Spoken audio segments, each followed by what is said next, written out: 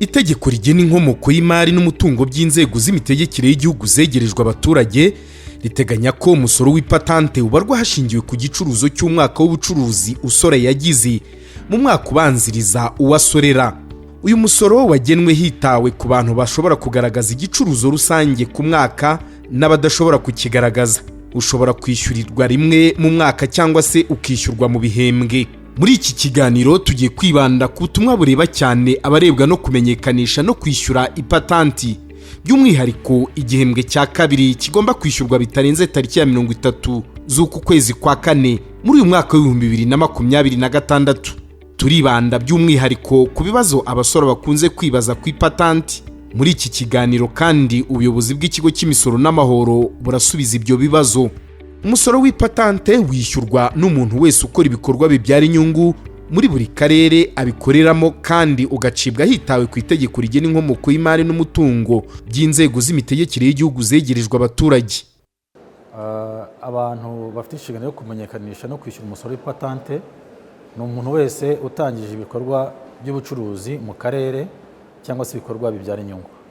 Abo bose basabwa kumenyekanisha bakanishyura umusoro w'ipatante. Ubundi muri rusange umuntu wese utangiye ibikorwa by'ubucuruzi agomba kwiyandikisha ku musoro w'ipatante. Ariko nanone itegeko tugenderaho rikavuga ko harimo ibyiciro bisonewe, aho iyo umuntu utangiye afite ibikorwa bito n'ibiciriritse asonewe umusoro w'ipatante mu gihe cy'imyaka 2 uhereye igihe ibyo bikorwa byatangiriye. Ni ukuvuga rero ko abantu bose banditswe muri RDB batangiye ibikorwa by'ubucuruzi bakaba batari mu cyiciro cy'abasonewe, abo ngabo basabwa kumenyekanisha bakanishyura umusoro w'ipatante ako kanya bagitangira. Muri rusange iyo utangiye imirimo ibyara inyungu ugomba gukoresha ikoranabuhanga rya IBM. Birumvikana ko iyo mwese mukoresha ikoranabuhanga rya IBM mushobora kuba mwagaragaza igicuruzo mwagize ku mwaka.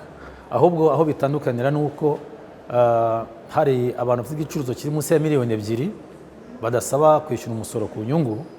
Abo ngabo ntabwo bishyura bashingiye ku gicuruzo rusange bagize ku mwaka.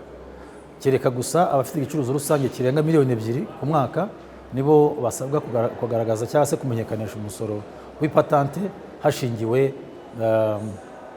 ku gicuruzo bagize umwaka ushize. Byumvikane neza ko muri ibyo byiciro bibiri wari uvuze bombi bashobora kugaragaza igicuruzo cyabo, aho kubera ko bamwe bishyura umusoro ku nyungu barengeje miliyoni 2 z'igicuruzo bagasaba kwishyura umusoro w'ipatante bakurikije icyiciro baherereyemo. Ariko abandi bari munsi ya miliyoni 2 bo ntabwo bishyura bahereye ku gicuruzo, ahubwo bishyura bahereye aho baherereye, imirimo yabo iherereye. Ni ukuvuga abakorera mu ahafatwa nk'icyaro cyangwa se ahafatwa nk'umujyi. Naho ngaho ibyo byiciro bibiri byaba bitandukaniye. Ikigo cy'imisoro n'amahoro kigaragaza ko umusoro w'ipatante wishyurwa ushingiye ku gicuruzo rusange ucuruza cyangwa ukora ibikorwa by'inyungu yagize umwaka ushize. Abishyura ipatante rero bashishikarizwa gukoresha ikoranabuhanga. Kwishyura umusoro w'ipatante byo mu by'ukuri ikibanza no kubanza ukamenyekanisha. Kumenyekanisha nicyo kibanza, ntabwo ushobora kwishyura utabanje kumenyekanisha. Yewe no kugira ngo umenyekanishe no kuba wanditswe ku musoro, kwiyandikisha cyo kibanza agakurikiyeho kumenyekanisha no akazaho kwishyura. Kumenyekanisha rero bisaba ko umuntu akoresha ikoranabuhanga, no kubibana ku rubuga rw'ikigo cy'imisoro n'amahoro wa/rra.gov.rw, noneho ukajya ahanditse menyekanisha imisoro y'uturere cyangwa yegura inzego z'uturere, hanyuma ugasaba gushyiramo tini yawe ndetse n'ijambo banga, ukaba winjiye muri systeme noneho ugatangira ugakurikiza amabwiriza ukagera aho ubona noneho nimero yo kwishyuriraho. Iyo nimero yo kwishyura umaze kuyibona, hari uburyo bwinshi dufite bufasha abantu kwishyura. Ushobora gukoresha mobile money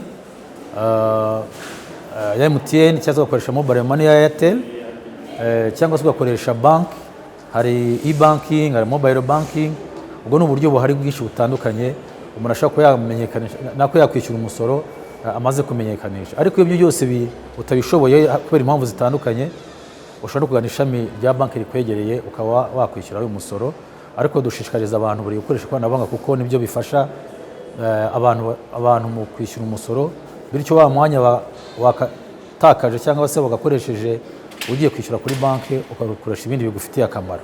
abantu bose bakora imirimo ibyara inyungu mu buryo budahoraho nabo bishyura ipatanti. Usora niwe wihitiramo uburyo azajya yishyura iyi patanti. Kwishyura umusoro w'ipatante bifite uburyo bubiri bikorwa. Ushaka kwishyura ku mwaka cyangwa kwishyura ku gihembwe, ariko byose ni icyemezo cy'usora. Usora niwe ufata uwo mwanzuro akavuga ati kore wenda umusoro w'ipatante atari mwinshi ndawishyura umwaka wose, cyangwa se kubera ko ndi mu cyiciro cy'abasora menshi ngiye kujya nishyura mu bihembwe. Icyo gihe cyahisemo cyose kiremerwa kandi ntawe wakimwima kuko ni uburenganzira bwe. Usora niwe uhitamo uburyo ashaka bwo kwishyura umusoro w'ipatante haba ku mwaka cyangwa ku gihembwe. Kwishyura umusoro w'ipatante mu bihembwe bikorwa mu bihembwe 4 bigize umwaka, aho igihembwe cya mbere kishyurwa bitarenze 31 z'ukwa mbere kuri uwo mwaka usoreshwa, kikaba kirebana n'ukwezi kwa mbere kugeza mu kwezi kwa gatatu. Hanyuma igihembwe cya kabiri kigatangira mu kwezi kwa kane kugeza mu kwezi kwa gatandatu, kikishyurwa bitarenze 30 z'ukwezi kwa kane. Ari nacyo gihembwe duhereremo ubu ngubu tuvuga cya kabiri, dushishikariza abantu kumenyekanisha bakishyura muri ukwezi kwa kane. Igihembwe cya gatatu gitangira mu kwezi kwa karindwi kikarangira mu kwezi kwa cyenda, kikishyurwa bitarenze 31 z'ukwezi kwa karindwi muri uwo mwaka.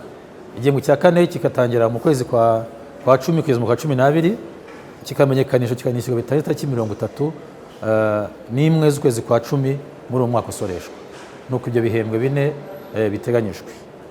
Abantu bakora ibikorwa bidahoraho cyangwa se by'ingarukagihe, nabo itegeko rigenga umusoro w'ipatante riteganya ko bagomba kwishyura umusoro w'ipatante kandi bakishyura umwaka wose. Nubwo baba batakoze umwaka wose, itegeko ribasaba ko bagomba kwishyura umwaka wose. Usora wese urebwa n'uyu musoro w'ipatanti ufite ibikorwa by'ubucuruzi bitandukanye mu turere natwo dutandukanye, nawe asabwa kwishyura ipatanti muri buri karere. Ni ngombwa kumenyekanisha hakiri kare tukirinda ingaruka zavuka iyo tubikoze ku munota wa nyuma. Twabasaba ko bamenyekanisha hakiri kare, byabashokera bakishyura mbere y'tariki 30 z'ukwa kane, ariko igikomeye cyane ni ukumenyekanisha, noneho bashaka bakanishyura ku munsi wa nyuma ntarengwa. Kubera ko iyo abantu baje kumenyekanisha ku munsi wa nyuma icyarimwe, usanga biteza ibibazo byinshi bitandukanye. Abakeneye serivisi bakaba batayibona nk'uko bikwiriye kubera ko bazi icyarimwe ari benshi, cyangwa se no kujya mu ikoranabuhanga ugasanga biragoranye kubera ko abantu bose baba binjiramo icyarimwe, bikaba byateza ingaruka wenda kuri bamwe itakeneye ngo ikabagereraho batarabisoza. Rero icyo navuga ni uko wamenyekanisha uyu munsi ukaba wakwishyura mbere y'tariki 30, itariki ntarengwa ariyo kwishyura umusoro w'ipatante w'igihembwe cya kabiri. Igihembwe cya kabiri cy'abishyura umusoro w'ipatante cyaratangiye. Abarebwa no kuwutanga baributswa ko igihe cyo kuwumenyekanisha no kuwishyura ari itariki 30 z'uku kwezi kwa kane 2026, kandi bagasabwa kubikora kare mu rwego rwo kwirinda ibihano n'amande y'ubukererwe. Nabibusaga yuko kumenyekanisha no kwishyura umusoro w'ipatante igihembwe cya kabiri 2026 byatangiye muri ukwezi kwa kane, kuko itariki ntarengwa ari 30 z'ukwezi kwa kane k'uyu mwaka. Mwibuke yuko kumenyekanisha no kwishyura umusoro ku gihe bituma mukomeza gukora ibikorwa byanyu nta nkomyi, kandi bikabarinda kwishyura ibihano bitari ngombwa. Turabashishikariza kandi gukomeza gukoresha ikoranabuhanga ryabashyiriweho, kuko bituma byihuta kandi byoroha ku buryo n'igihe cyanyu mugikoresha neza. Ku bindi bisobanuro cyangwa ubufasha mwaba mukeneye, turabasaba yuko mwahamagara kuri nimero itishyurwa 3004, cyangwa se mukegera ibiro by'imisoro bibegereye haba mu mujyi wa Kigali ndetse no mu turere twose tugize igihugu. Bacuruzi namwe mukora ibikorwa bibyara inyungu musabwa gutanga umusoro w'ipatanti. Kumenyekanisha ntibivuga guhita wishyura, kuko nibyo usanga bigorana iyo bikozwe ku munota wa nyuma. Menyekanisha nonaha uzishyure bitarenze tariki ya 30 z'uku kwezi kwa kane muri uyu mwaka w'2026. Abakeneye ibindi bisobanuro mushobora kutwandikira ku mbuga nkoranyambaga z'ikigo cy'imisoro n'amahoro, cyangwa mukaduhamagara kuri telefoni itishyurwa ariyo 3004.